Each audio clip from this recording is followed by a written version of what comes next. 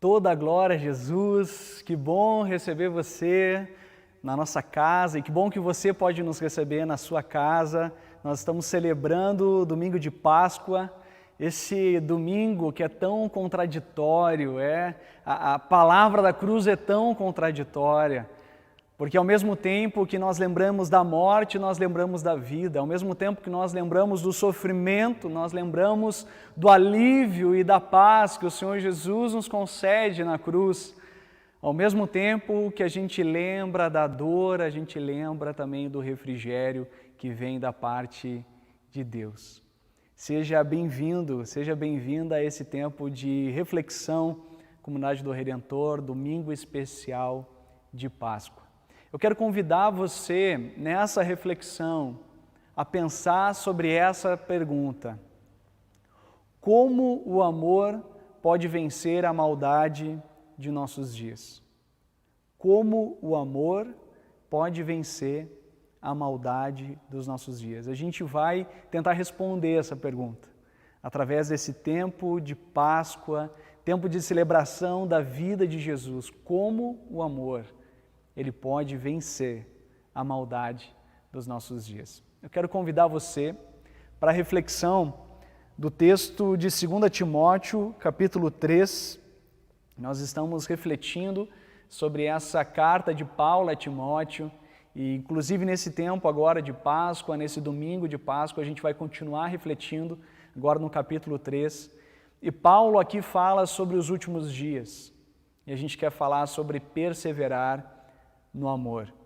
O que devemos fazer para perseverar no amor, mesmo que a maldade ao nosso redor tenha aumentado, tenha se multiplicado?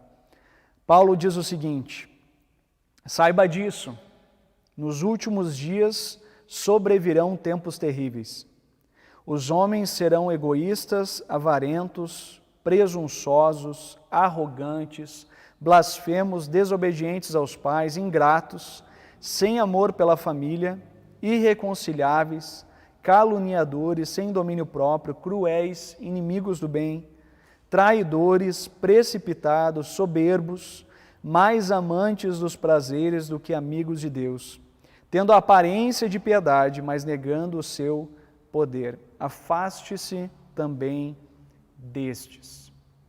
Paulo, ele começa com essa sentença: saiba disso. Nos últimos dias sobrevirão tempos terríveis, tempos difíceis. E depois ele discorre sobre 19 características que permeiam os nossos dias. Esses últimos dias, a Bíblia nos mostra que esses últimos dias fazem parte desde o momento em que Jesus veio ao mundo e até o momento em que Jesus vai retornar em glória a essa terra.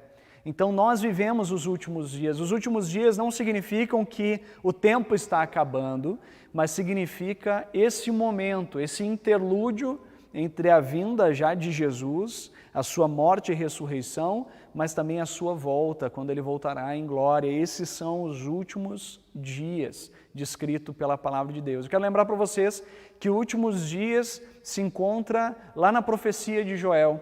E o Joel, quando ele fala que nos últimos dias derramarei o meu Espírito sobre vocês. E é o texto em que Pedro, o apóstolo Pedro, ele retoma na sua primeira pregação após a descida do Espírito Santo em Pentecostes. Nos últimos dias, ele está se referindo a esse tempo que nós estamos vivendo. E ainda o autor de Hebreus, lá no capítulo 1, fala que Deus falou por meio dos profetas no passado, mas aprove a ele falar nos últimos dias por meio do seu Filho. Ele está falando de Jesus, ele está falando dos últimos dias que foi inaugurado em Jesus e que nós estamos vivendo os últimos dias. E Paulo, ele destaca que esses últimos dias, os dias que nós estamos vivendo, serão tempos terríveis. Então a notícia que a Bíblia nos dá não é uma notícia de uma progressiva melhora da humanidade, mas a perspectiva que a Bíblia nos dá é que gradativamente a gente vai piorando como sociedade, como humanidade, cada vez mais clamando pela vinda de Jesus, cada vez mais clamando pelo retorno de Jesus. Esses são os últimos dias, tempos difíceis virão nos últimos dias, diz a palavra do Senhor. Por isso, querido, nós estamos nessa reflexão, nessa carta do apóstolo Paulo, e junto com esses últimos dias, Jesus, ele anuncia algo. Jesus, ele fala que nos últimos dias, ele está começando a falar lá em Mateus 24, ele está falando sobre o que acontecerá nesses dias, as dificuldades que haverão, ele fala sobre os terremotos, ele fala sobre fome, ele fala sobre guerras, mas ele vai falando sobre a humanidade, ele vai falando que os cristãos serão perseguidos, e ele vai afunilando até o momento em que ele diz, devido ao aumento da maldade, o amor de muitos esfriará. Devido ao aumento da maldade, o amor de muitos esfriará. E ele segue o texto dizendo, mas aquele que perseverar até o fim será salvo. Jesus, ele nos mostra claramente que nos últimos dias, por conta do aumento da maldade, pelo aumento da perversidade, pelo aumento do egoísmo, pelo aumento de uma vida centrada em si mesmo, pelo aumento da violência, pelo aumento da ganância, o amor de muitos se esfriará. Eu não sei se você tem pensado sobre isso, mas quando a gente vê pessoas se valendo desse momento de pandemia, que é um momento muito difícil, para se prevalecer sobre os mais necessitados, a gente pensa, puxa vida, como é difícil de acreditar na humanidade, como é difícil de acreditar que por meio dessa pandemia a gente pode ter alguma forma de redenção, mas parece que o ser humano usufrui de todo e qualquer benefício que está à sua disposição. Nos últimos dias de Jesus, pelo aumento da maldade, o amor de muitos se esfriará. Mas eu queria dizer para você que esses últimos dias, eles são dias contraditórios. Porque se nós fizéssemos uma pesquisa ampla em todo o Brasil, com a pergunta, você acha que o amor é fundamental para a vida em sociedade? Certamente, todos falariam, é muito importante, o amor é essencial, o amor é fundamental para qualquer sociedade saudável. Mas a pergunta óbvia que nós devemos fazer é essa: se o amor é a resposta, por que nos falta amor? Se o amor é a resposta, por que nos falta amor? Como sociedade, nós falamos sobre amor, nós escrevemos sobre amor, nós cantamos sobre amor, mas o nosso amor, ele agride, o nosso amor aprisiona, o nosso amor fragiliza o outro, o nosso amor é preconceituoso. Mas certamente ninguém vai poder dizer que nós não amamos. Nós amamos, mas nós amamos a nós mesmos. Sim, o amor a nós mesmos é capaz de justificar a violência doméstica. O amor a nós mesmos pode justificar uma traição. O amor a nós mesmos pode justificar uma mentira. O amor a nós mesmos pode justificar o pecado como sendo não tão grave assim. A pergunta que nós devemos fazer é essa: se o amor é a chave de tudo, se todos nós concordamos que o amor é o fundamento, é a base para a vida em sociedade, por que nos falta amor?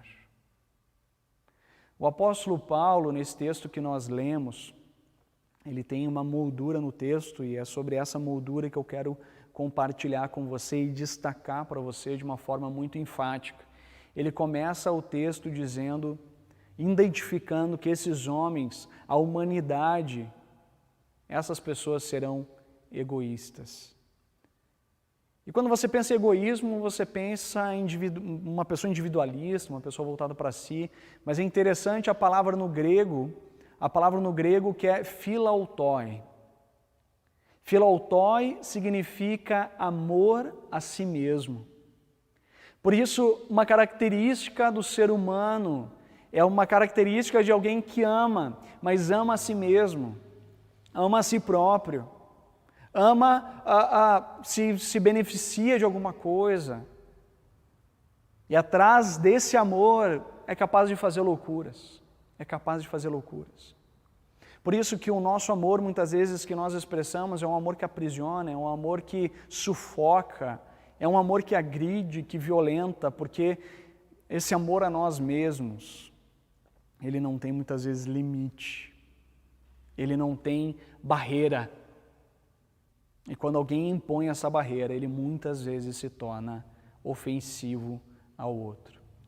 E o final dessa moldura que o apóstolo Paulo ele nos relata é que essas pessoas serão mais amantes dos prazeres do que amigos de Deus. E aqui a palavra é philotheoi, que é amigos de Deus.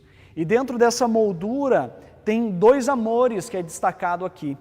Então nós estamos falando de um amor, as pessoas terão um amor a si mesmos, acima de todas as coisas, mas ali destaca ainda dois amores. Ele fala sobre a ganância, que a palavra no grego é amor ao dinheiro. Nesse último texto ali que nós lemos, mais amantes dos prazeres é amor ao prazer, e mais amor ao prazer do que amor a Deus. Então é essa característica do ser humano, de amar a si acima de todas as coisas. E esse amor a si começa a colocar outros amores à frente de Deus, como o amor ao dinheiro, como o amor ao prazer. Então as pessoas muitas vezes falam que essa pandemia está limitando a nossa felicidade e a nossa liberdade. Amor a si, que é um amor ao dinheiro, e amor ao prazer. Quando algo não me dá prazer, eu tento fugir disso. Nós falamos no último culto sobre a fuga do sofrimento. Mas nós corremos um grande risco com essa forma de viver. E o John Stott, um teólogo anglicano já falecido, ele diz o seguinte: o ego antes de tudo e Deus no fim, o nosso próximo no meio certamente sofrerá. Presta atenção nisso.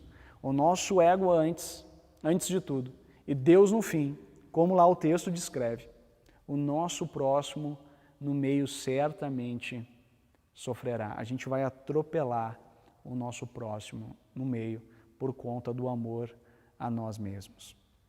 E eu termino essa introdução com essa palavra: os últimos dias carregam consigo um risco real, a morte da coletividade em detrimento da minha felicidade pessoal. Esse é o grande risco. Em tempos de pandemia, os últimos dias descritos por Jesus, onde a maldade aumentará e o amor se esfriará. Os últimos dias descritos pelo apóstolo Paulo, onde vai se sobressair o amor a si mesmo, o egoísmo, o amor ao dinheiro, o amor aos prazeres, é que a morte da coletividade em detrimento da felicidade pessoal. Mas não é possível ter felicidade individual sem minimamente uma felicidade coletiva.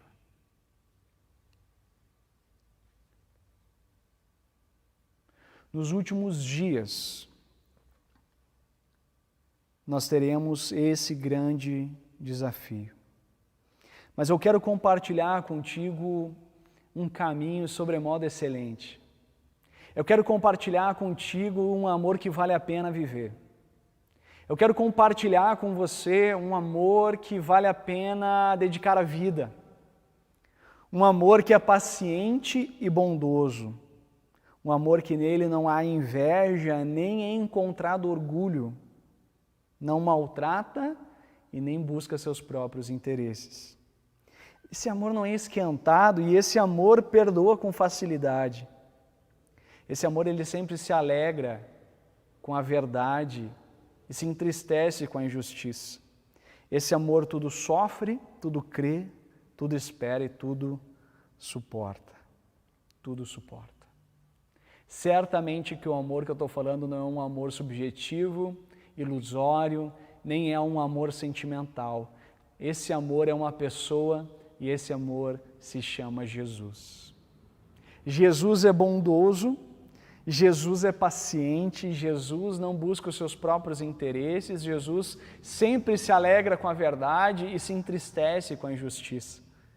Jesus colocou o amor na frente da sua própria existência. Esse é Jesus. E esse é o amor com o qual você e eu precisamos para sobreviver nos últimos dias. Eu quero compartilhar com você, nesse tempo de Páscoa, estudando as Escrituras, estudando a Palavra de Deus, eu encontrei 3 orações preciosas de Jesus, nesse período da Semana Santa. Desde o período do jardim de Getsêmani, onde ele estava angustiado, a Bíblia diz que ele suou sangue, tamanha angústia que ele se encontrava, até o momento em que ele se encontra crucificado com aqueles 2 ladrões, um à sua direita, outro à sua esquerda. Existem 3 orações que Jesus nos ensina como marcas da cruz. O discipulado de Cristo, a caminhada cristã, o ser discípulo de Jesus tem a ver com essas marcas da cruz. Tem a ver com a paixão de Jesus. A gente esquece que hoje nós celebramos a ressurreição. Hoje nós celebramos a vitória de Jesus sobre a morte, mas nós esquecemos muitas vezes que a glória ainda virá, nós não chegamos na glória. Nós às vezes esquecemos que o céu ainda não chegou. A ressurreição é ainda uma esperança do porvir.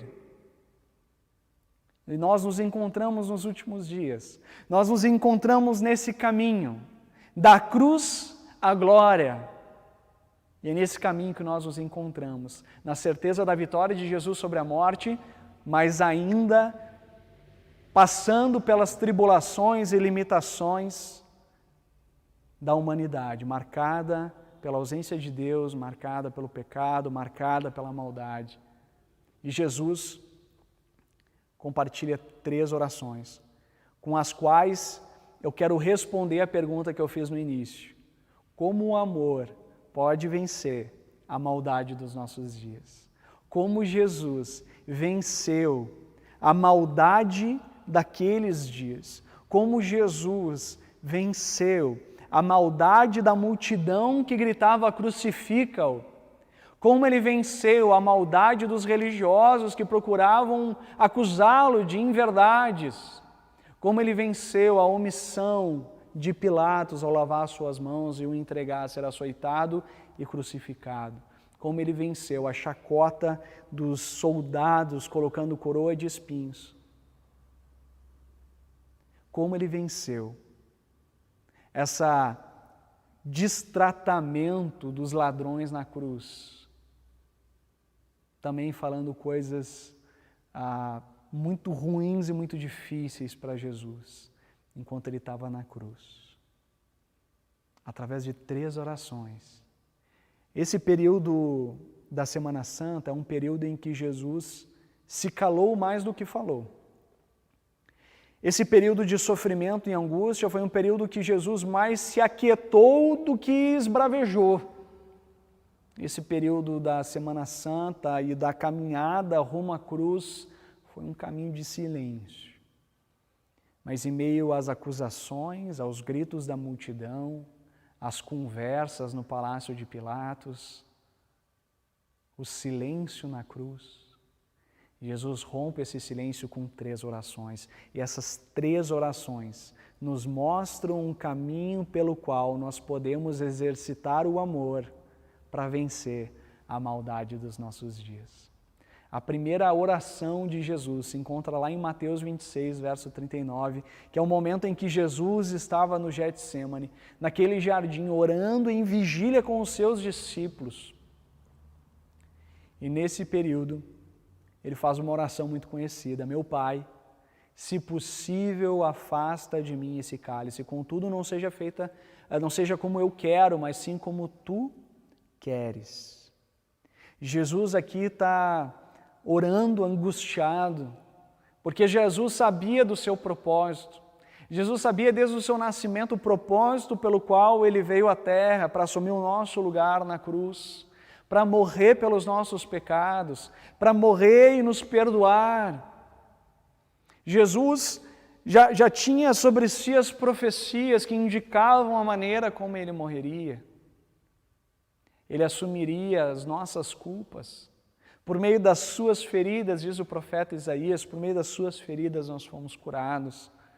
E já estava anunciando a maneira como Jesus iria morrer. Mas Jesus, na angústia da antessala da cruz, Jesus, ele clama ao Pai: Pai, se possível, afasta de mim essa morte de cruz.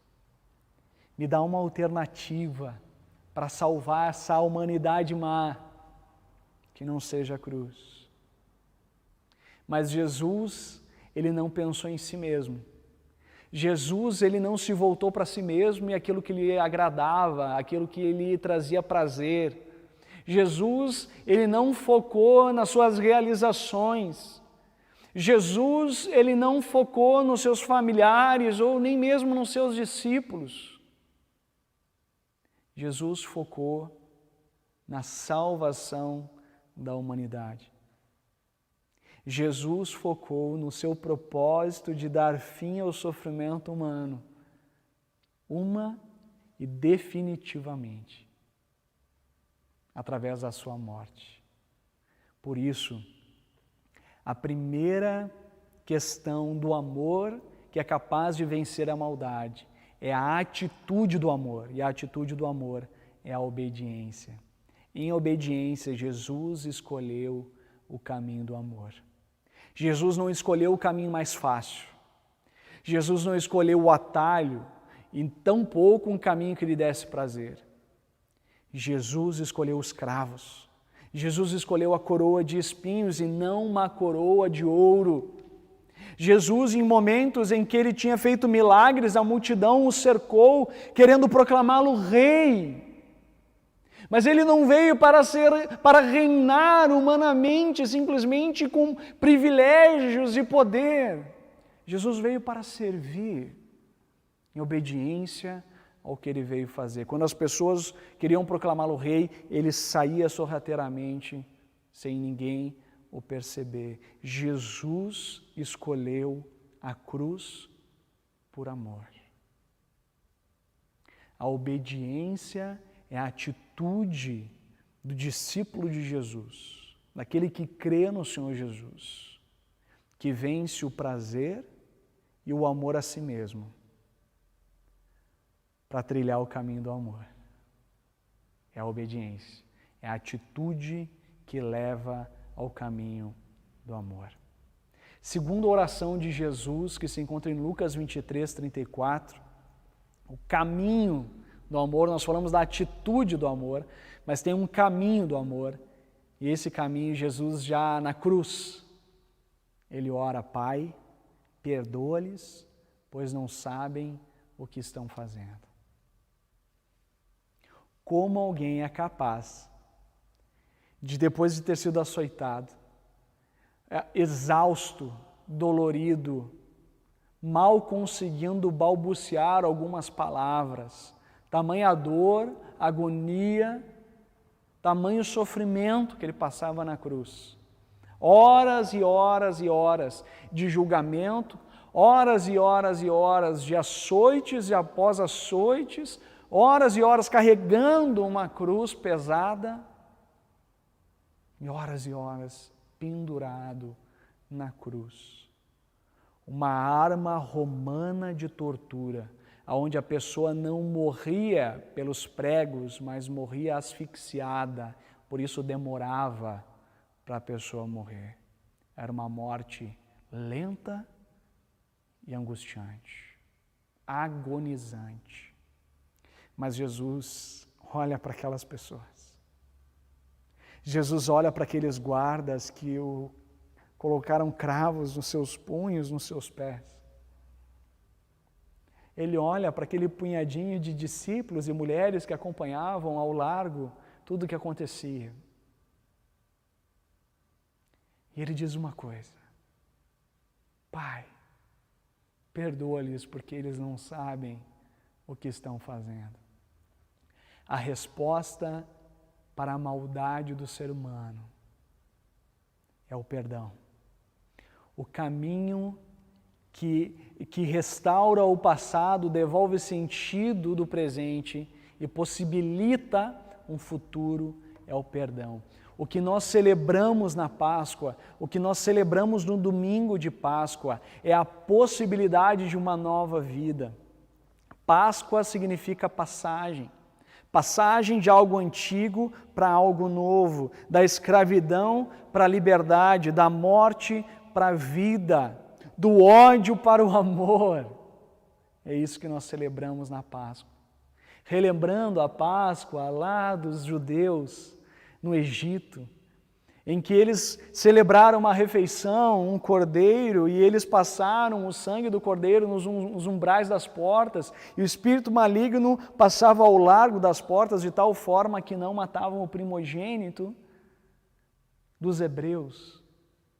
Por meio do sangue, eles foram libertos por um líder chamado Moisés, da escravidão do Egito, rumo à terra de Canaã, a terra prometida. E a Páscoa em Jesus significa que por meio do seu sangue, por meio da sua morte, existe vida.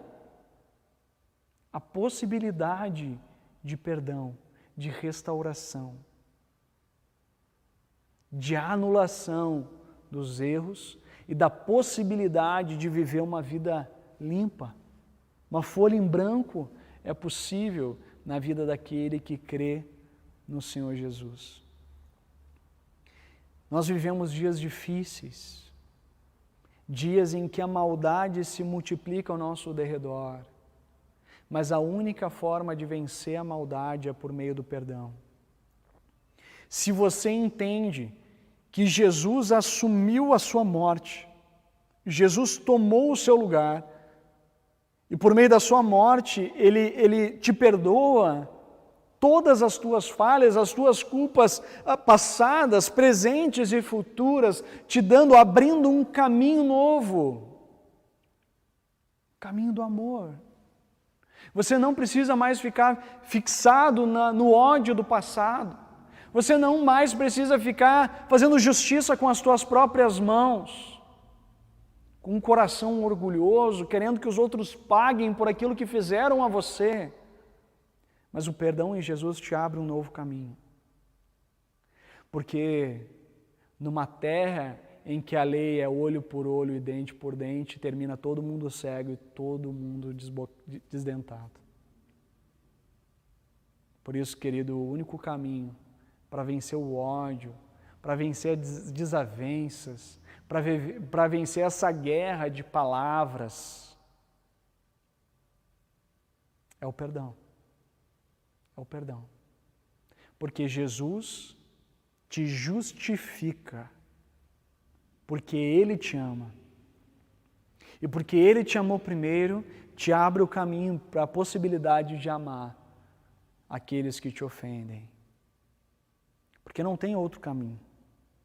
As pessoas continuam falhando.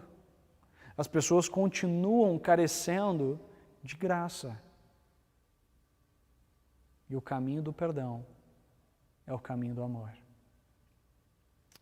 A última oração de Jesus é a oração, na verdade, um grito. Lá em Mateus 27, 46, a lembrança do amor. Ele diz assim: meu Deus, por que me abandonaste? Essa é uma palavra que ele retoma do Salmo 22, mas é uma palavra que Jesus está clamando. Você vê aí pontos de exclamações, né? Ele está gritando isso: meu Deus, por que me abandonaste? Ele passou pela a dor dos açoites, ele passou pela exaustão do carregar a cruz. Agora ele está pendurado, de braços abertos. E de braços abertos, com o peso do corpo o asfixiando, pouco a pouco, ele traz um grito: meu Deus, por que me abandonaste? A lembrança do amor que Jesus traz aqui é a lembrança de que a maldade nos revela uma esperança, que nós não fomos feitos para esse mundo e que o melhor está por vir. Sabe todo esse sofrimento que a gente tem vivido? Sabe tudo isso que a gente tem experimentado, a morte ao nosso redor? Empresas familiares quebrando?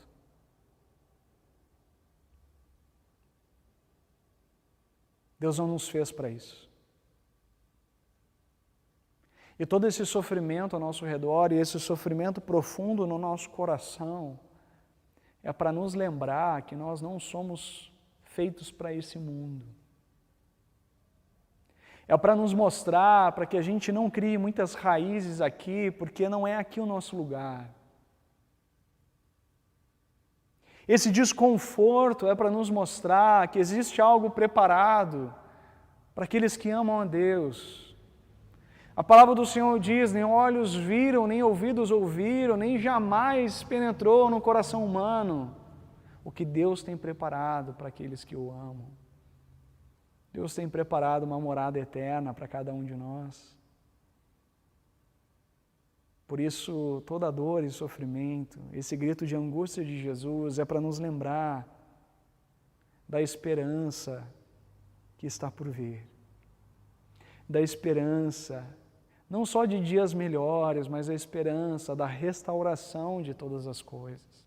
Da restauração da criação, da restauração dos relacionamentos, da restauração das famílias, da restauração da nossa identidade, do nosso interior, onde não haverá dor, nem sofrimento, nem luto, onde nós vamos viver em paz, finalmente.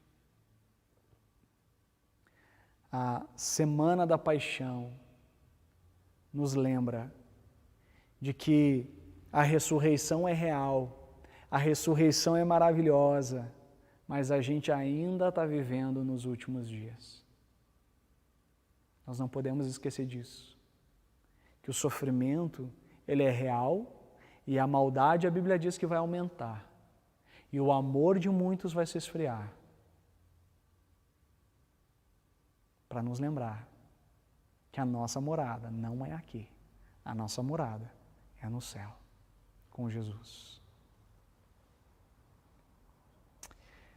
Eu quero terminar, queridos, só relembrando isso que eu falei, como o amor vence a maldade. Ele vence através da atitude do amor, que é a obediência. Você não precisa sentir para amar, você precisa obedecer, como Jesus fez. Ele amou e amou até o fim, por obediência, não por prazer, mas por obediência. O caminho do discípulo de Jesus é o caminho do amor de uma vida obediente a Deus. O caminho do amor é o perdão. É através do perdão que um novo mundo se abre. Para o mundo onde o amor é possível. Onde o amor vence o ódio. Onde o amor vence a raiva, o desprezo. Onde o amor vence o egoísmo, o orgulho humano. O perdão é esse caminho. E por último, a lembrança do amor, que é a esperança que move o nosso coração, de que dias melhores virão. Por isso, para aquele que crê no Senhor Jesus, sempre haverá um domingo, sempre haverá a ressurreição, sempre haverá a esperança da vida que ganha, que vence a morte. Sempre haverá, sempre haverá. Porque Ele vive, a gente pode crer no amanhã. Porque Ele vive, a gente pode crer que existe sim a possibilidade de experimentarmos do amor dEle entre nós, na vida em sociedade. Que o Senhor, nesse domingo de Páscoa, Ele possa falar tremendamente ao teu coração que existe um caminho sobremodo excelente, e esse caminho é o amor. Vamos orar, feche seus olhos. Senhor, obrigado aquilo que o Senhor fez por nós na cruz. Obrigado, Senhor, pela Tua atitude de nos amar mesmo que a gente não mereça, de nos cuidar mesmo que a gente não merecesse. Obrigado, Senhor, pelo caminho do amor que o Senhor escancarou a possibilidade por meio do perdão, a possibilidade de um novo tempo, de uma nova história, de um reencontro conosco e com a própria história. por meio do perdão. E obrigado, Jesus, pela lembrança de que nós vivemos nos últimos dias, para que a gente anseie pela Tua vinda, para que a gente anseie pela consumação de tudo isso, que é onde o Senhor retornará em glória, poder e majestade, restaurando todas as coisas. Essa é a esperança que nós temos. Nutra isso no nosso coração, Pai. Nós não temos morada permanente aqui. E o sofrimento que nós passamos é um lembrete de que nós não fomos feitos para esse mundo, mas para aquilo que o Senhor fez para que vivêssemos. Enquanto nós não chegamos lá, Senhor, ajuda-nos a experimentarmos o caminho do amor, o caminho da obediência, o caminho do perdão e o caminho da esperança. Ajuda-nos, ó Deus, quando nos falta a força, o ânimo, as palavras ou o sentimento, ajuda-nos a obedecer. Ajuda-nos, ó Deus, a responder o mal com o bem, um insulto com bênção, com perdão, abrindo a possibilidade de um novo caminho. E ajuda-nos, Senhor, a lembrarmos da esperança que nós temos para além da cruz, para além da morte, que é a vida eterna, que nós ainda não chegamos, mas chegaremos para a Tua glória, para Teu louvor. Assim nós Te louvamos, agradecemos em nome de Jesus. Amém. Amém.